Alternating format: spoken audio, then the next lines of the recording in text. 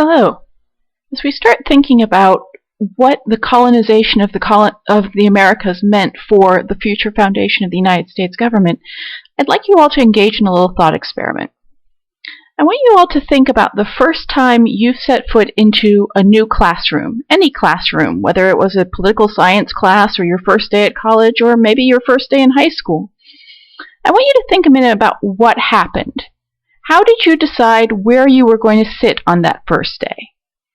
Did you look for familiar faces, people you knew, people who looked a little bit like you? As you think about the first couple of minutes before somebody came in to try to teach you something or try to arrange you into a different set seats or arrangements, think about what you were talking about. What were your hopes for how things would go? Did you find that you had things in common with the people you were sitting around and close to? Did those things affect how you would be hoping that the course or the class would be run? For example, I'm guessing that some of you who may be upper class people may have been sitting with other people that you'd been sitting with in other classes or that you knew from your major or from some social occasion. You probably had something in common with those people. Perhaps you'd had a similar bunch of classes together. Perhaps you'd even had study groups together. And I bet that might have influenced how you were hoping the class would continue. For example, you were hoping that it would build on similar foundations, or you were hoping that the professor or teacher would not do the thing that didn't work well for you the last time. As you keep thinking about that, I want you to sort of think about how that might relate to the world of colonization. The Americas in the early 18th century were somewhat similar, at least in some ways. American colonies began as charters, which meant that each of the people who lived in a colony had come up and signed a charter that meant that that particular colony would be governed and created for a specific purpose. That meant that just as a lot of you probably sat with people that you knew and people that you had something in common with, the settlers in the colonies had something in common with all the others who had settled in that colony. For example, those who settled in Pennsylvania were more likely than not Quakers because William Penn was a Quaker and had created the colony for that purpose. Those who settled in Maryland, in contrast, were Catholics who were escaping religious persecution. Others had settled into colonies that were very much driven around economic purposes, and so they were in it for a profit motive and were perhaps less concerned with religious persecution. Those were the conditions under which people settled, much as you probably settled into a particular seat surrounded by people you knew. As time elapsed in the colonies, the very conditions of that colony meant that people had shared experiences. As I said, some of you may have sat with people that you had shared classes with before, and thus you knew from experience what kind of things you might expect and what kind of things worked for you. In the colonies, something similar happened.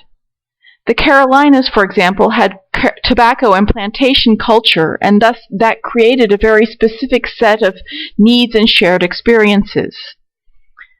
New England, in contrast, was very much developed around cities and had a literary culture which did not extend that far south.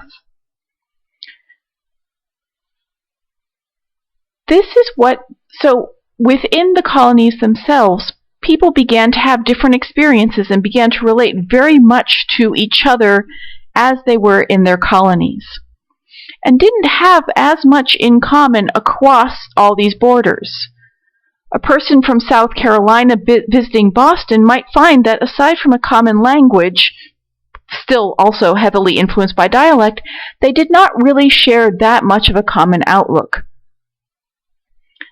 As long as there was a king governing over the colonies, these factions didn't really become a problem.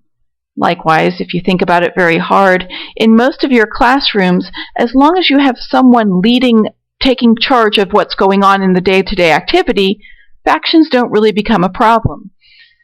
The teacher is going to do whatever he or she thinks is appropriate, probably largely oblivious to what's going on within the different factions in the classroom. But if you think about classes, especially in high school and earlier, when the teacher goes away, the factions become problems. In many cases, you may have rivalries and so on. In fact, some of the cartoons I have picked out may sort of indicate that to a greater or lesser extent. Moreover, once the teacher or professor goes away, the factions may rise up to form, for example, study groups or rivalries. The same thing once again happened once the king was deposed in the colonies. The colonists themselves could initially come up with reasons why independence would work for them and would benefit them. And while these ideas were somewhat different depending on where you were, the southern plantation culture was much more interested in sort of economic motives, and the northern culture tended to be a little bit more interested in other things. All these factions could unite under the idea that they wanted or needed independence, that they were being treated unfairly. However, once the king was deposed, the idea of who should be governing and how became very much a hot topic, because since the colonies had so very little in common across the board, they had very little around which they could unite. What this meant is that post-revolution, people were more inclined to trust others within their colony, or as they were referred to after independence, their state, than they were inclined to trust the entire post-revolutionary country. They were more inclined, Pennsylvanians would trust Pennsylvanians, they wouldn't necessarily trust Virginians or New Yorkers. Moreover, people still carried certain biases, and most significantly there was a fear of mob rule. Again, thinking back about in your classroom situation, there's probably some fear of that even within you. There's probably some sense in which you realize that within the factions, your faction may be outnumbered by everyone else. Moreover, there was still a certain elitism that probably exists everywhere. If you think about it, in the 1780s, there was very much an elitism built around the idea of property. Property was considered important because that's how you showed you were a responsible person.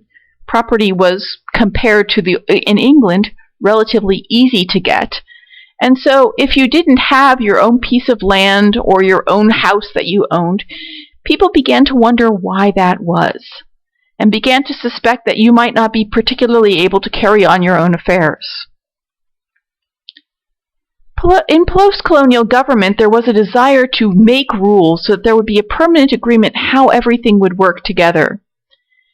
And because of fear of mob rule, and because of sort of the elitism, there was a desire to make sure that these rules wouldn't change even if the number of people within a given state or within a given territory or across the new nation as a whole, even if those numbers changed, people wanted to make sure the rules would stay the same because they really wanted stability. In sum, therefore, there was a tension post-revolution between wanting to have a king, someone whose job it was to govern and who had the education and responsibility to do so, and on the other hand, a desire to make sure that the people, at least the well-educated people who had an interest and a stake in their own society, to let them govern. The first attempt at governance for the nation fell almost entirely on the side of letting states resolve this tension individually.